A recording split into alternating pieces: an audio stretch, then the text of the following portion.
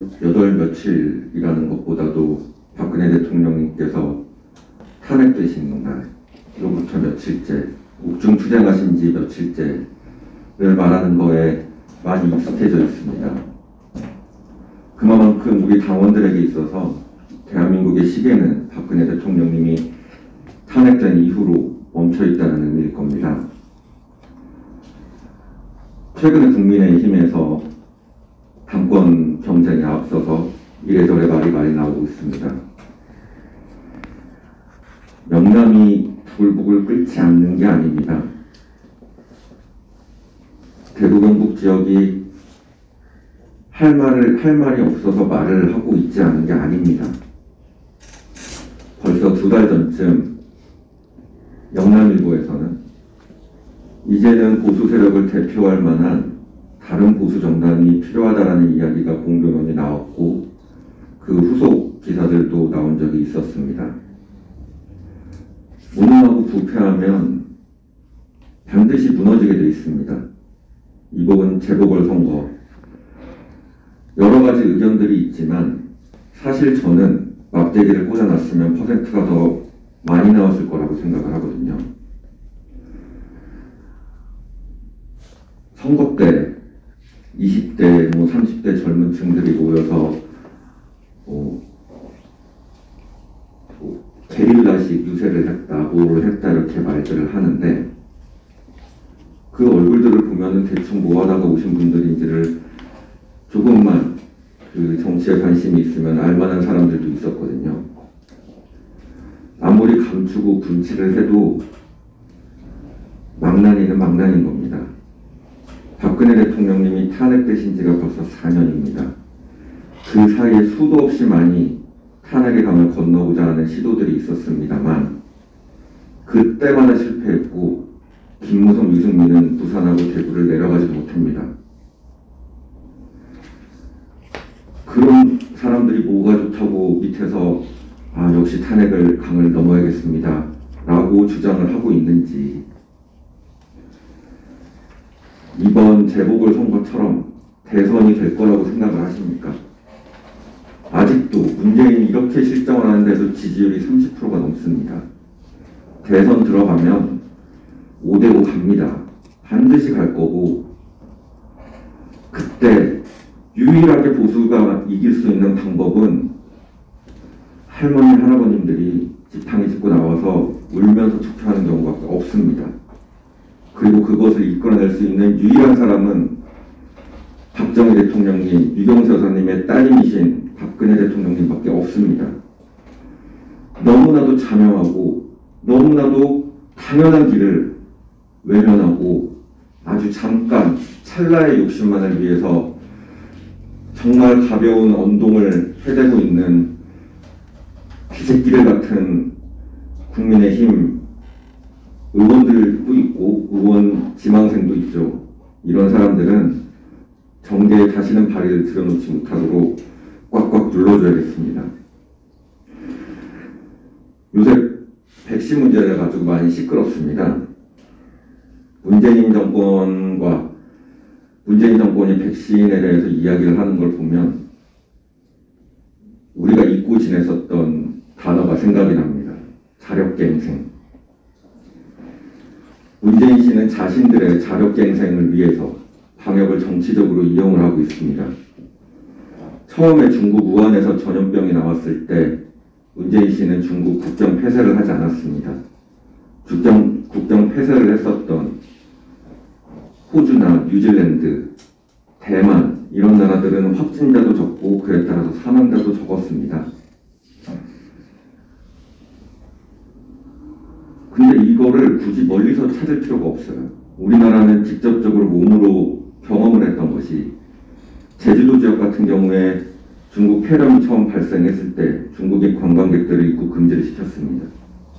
그래서 그 사람들이 부산을 타진을 했지만 부산도 거절을 했고요. 그래서 왔던 게 대구였습니다. 대구 신천지 사람들이 중국 우한에서 발생한 질병을 로켓을 타고 왔습니다. 중국 사람들이 들어가서 질병을 옮긴 겁니다. 실제로 제주도 인구가 한 70만 정도가 되고 전체 대한민국 인구의 한 1.5%가 정도 되는데 제주도 인구 중에서 중국 폐렴에 걸린 비중은 전체 폐렴 인구보다 중국 폐렴 인구의 0.58% 정도밖에 안 됩니다. 실제로 3분의 1 이하라는 겁니다. 사망자 수는 지금까지 1명입니다. 이걸로 봐서는 확진자들 중에 상당수가 관광객이라는 것을 알 수 있습니다.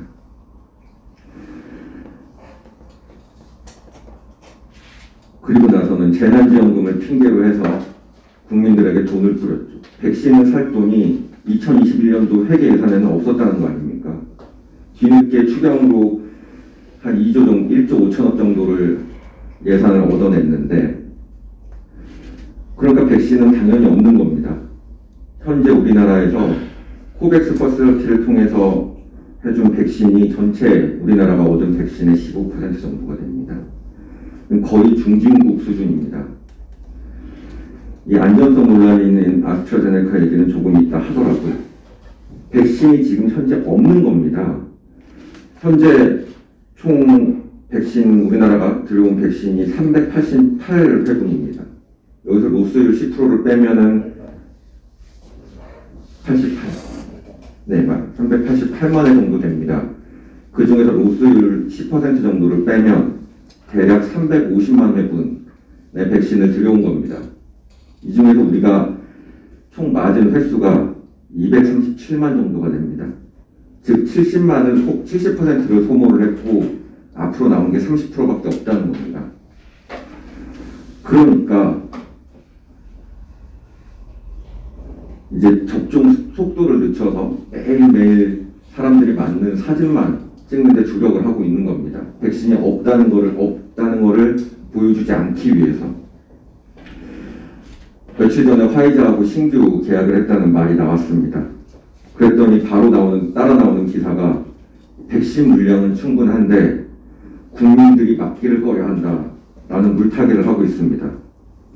백신 물량이 애시당초 충분했었다면 무언가 대단한 거를 하듯이 백신도 없는 병원에 들어가서 군인들이 총을 들고 왔다 갔다 할 필요가 없었습니다. 그냥 운동장이나 체육관 같은 곳에서 단체로 다 백신 주사를 맞으면 되는 겁니다. 근데 우리나라는 아직도 병원에서 하고 있고 그 2급 기관에 내려가는 것조차도 굉장히 조심하고 있습니다. 기본적으로 물량이 없기 때문입니다. 우리 당이 선제적으로 미리 제기했던 문제들 그리고 그거에 대한 해결책들이 절대 정치적으로 또는 선동을 위해서 했던 것이 아니었습니다. 이미 작년 초에 중국인 입국 금지를 외쳤었고 문재인 정권은 그걸 하지 않아서 이 난리가 났습니다. 지난주에 아스트라제네카 백신 제재 문제를 가지고 유럽이 갈등을 보였습니다. 이 문제도 사실은 간단한 겁니다. 서유럽은 부자고 동유럽은 가난하기 때문에 서유럽은 아스트라제네카 말고도 백신들을 많이 얻어놨습니다. 독일이 그랬고 프랑스, 이탈리아 그런 나라들이 다 그랬습니다. 영국은 예외적으로 본인들이 만든 자국의 백신이기 때문에 30세 이상으로 허들을 좀 낮춰놨습니다. 지난주에 우리는 50세 이상으로 가는 게 맞다라는 제안을 드렸었습니다. 하지만 정부는 움직이지 않았고 40대 여성이 사지마비가 걸렸죠. 사지마비 증상을 보여서 한동안 시끌시끌했었습니다. 이후 대처도 문제입니다. 문재인 씨 말 한마디에 이 여성은 이제 무료로 치료를 받게 됐습니다. 아스트라제네카 백신을 맞고 죽은 사람들은 한 푼도 못 받았는데 죽은 자는 말이 없고 사지마비에 걸린 여성은 문재인의 정치쇼에 이용되고 있습니다. 바이러스를 전달체로 쓰는 백신이 문제가 될 거라는 것은 백신 수급 초기에 이미 예상이 됐던 문제입니다.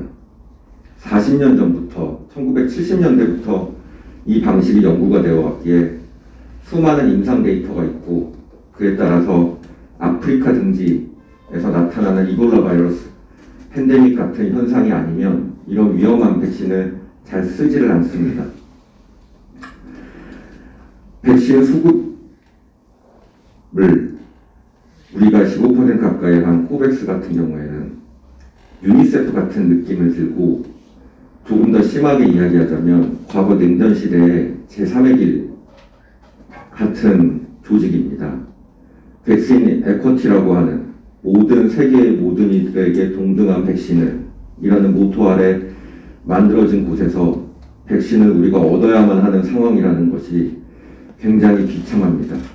이젠 하다하다 러시아 백신, 중국 백신을 들어오는 것도 긍정적으로 검토를 하겠다고 합니다. 러시아 백신인 스푸트니크 V는 러시아가 사활을 걸고 만들었던 백신입니다. 효능이 당연히 부작용이 생깁니다. 똑같이 바이러스를 기반으로 만들었기, 아데노바이러스를 기반으로 만들었기 때문에 단지 차이가 있다면 2번 접종을 할 때 각각 썼던 아데노바이러스가 다 종이 다르다는 겁니다.